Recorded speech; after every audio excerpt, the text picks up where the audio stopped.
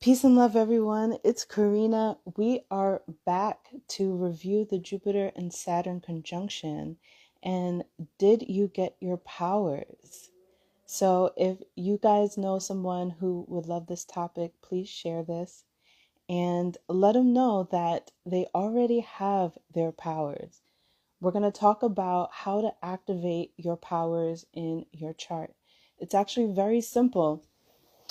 And I think that it's interesting that no one has picked up on it yet, since the trend has been to be about spirituality and healing, and no one actually realizes that that is your superpower. So, healing is an alchemical process.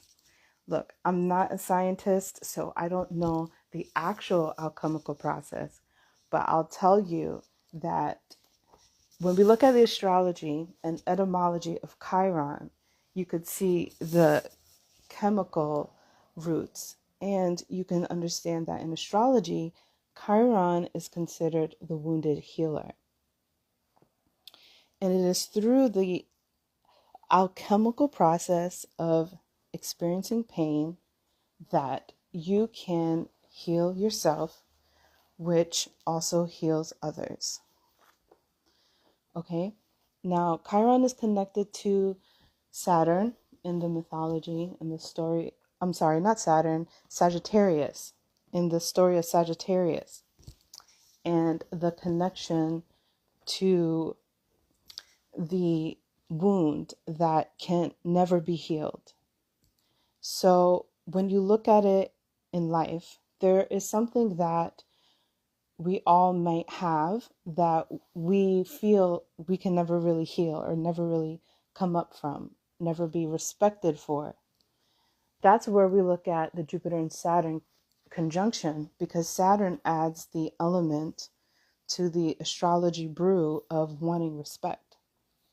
Okay, so Chiron is the key to your superpowers, because not only are you healing yourself, but you're getting the recognition for it. That's where you get, all the symbology in like video games and superhero stories, Superman, Batman, the call for Batman, the symbols. Like, that's just about everybody knowing about you. So Saturn and Jupiter being connected right now is connecting Jupiter, which is connected to Saturn, which is connected to Chiron in the mythology. Oh, I keep messing it up. Jupiter to Sagittarius, the Chiron. And in your chart, where Chiron is where you have your superpower that you've been working on for the past at least 4 years, right? And now what you know and have experienced, you can utilize to transmute everything that is going on right now, especially the last of this Mars and Pluto square, where, people are really looking at what triggers them. So, let's go through the houses. We'll go real quickly. So, Chiron through the houses is where you transmute your pain. That's it. It's where you transmute your pain. So you may not have an emotional space to put it, but you can put it into fire, and that's Sagittarius. You can put it into taking action on this level. So in the first house, Chiron transmutes its pain through crafting a persona, a public personality. Okay. In the second house, Chiron transmutes their pain through crafting a wealthy lifestyle, having control and abundance in their second house of income and making money. In the third house, Chiron transmutes its pain through writing and learning and sharpening their skills. So these are the things you're taking action on, right? And you're able to gain Saturn, which is respectability, during this conjunction. Okay, in the fourth house, Chiron transmutes its pain through how it handles its privacy and its, secret, personal, emotional space.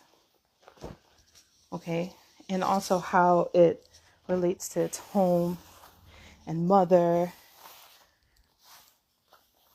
So that's the anchor of how you operate in life, is the core of who you are, where you come from. So Chiron is focusing, and whenever it is triggered, will go to the fourth house to, redecorate, depending on what zodiac sign you got there. You can look for more details. But you're creating a more sacred union with, where it all began, where you come from. And then in the fifth house, Chiron transmutes its pain through creativity. So that's a typical artist, or an actor, actress, entrepreneur. It's like when you have that itch that you can't scratch, and that can be in different areas of life. But this is the one where, I just don't understand why this triggers me. I don't understand why this bothers me so much. But you still got to live and do. So when you have learned how to use your Chiron to its best ability, what you're able to gain is this alchemical process, right? Which makes you like a physical human, like, experiment, or, the scientist and the experiment, like, merged into one. And so then a lot of amazing things that happen, at least on an elemental level, can now shift and change. And, you just have more power over your life. So where were we? I think we were the sixth house. So the sixth house, Chiron transmutes its pain through working on its health, working on what it eats, healthy lifestyle. In the seventh house, Chiron transmutes its pain through how it relates to people, and what kind of special place that it holds for people, because Chiron is now not just itself anymore in the seventh house. It's itself and another person. In the eighth house, Chiron transmutes its pain through good old, regular old counselings, psychiatry, psychological and sociological understanding and transformation and action, because that eighth house is where you go and deal with your traumas. The ninth house, karma transmutes its pain through teaching. So the thing with Chiron is that it's also about the will to focus on this area. And sometimes you might not focus on it because you don't feel like it's a big deal. But it is a big deal, because usually it's the thing that you might be struggling with or just not be confident in. So Chiron and pain is an important ingredient to, like, purpose and being bigger than you are, being more than just human, being more than just, an animal, or just, being regular. Chiron makes you superhuman because of that process that you go through. So, let's see, we did the ninth house. The 10th house, Chiron is transmuting its pain by focusing on purifying its 10th house, which means being really authentic and being remembered for something. And being respected for something, because that's also Saturn, being recognized for something.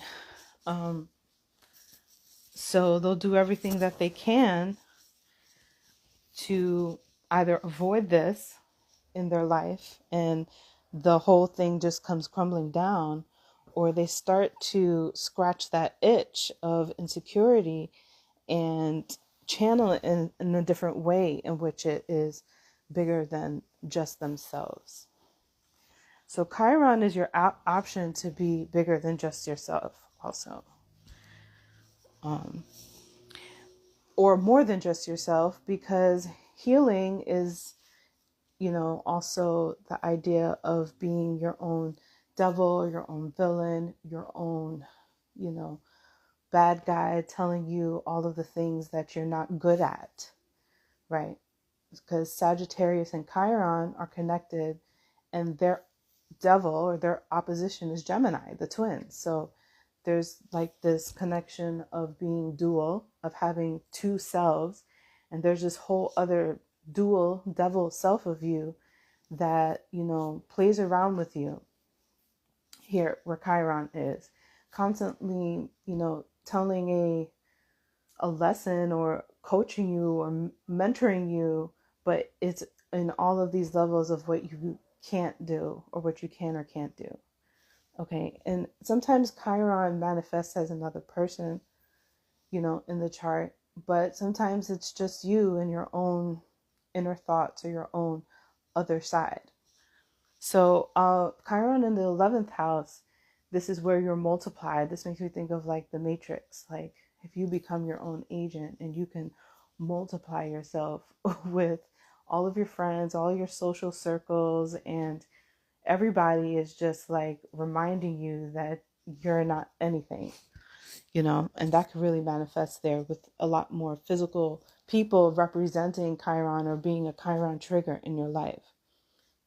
But this is also a place where you have to transmute your pain and being around these people and sharing yourself, connecting, networking with them, and implementing your vision, around them and with them, So this is also where this is the internet.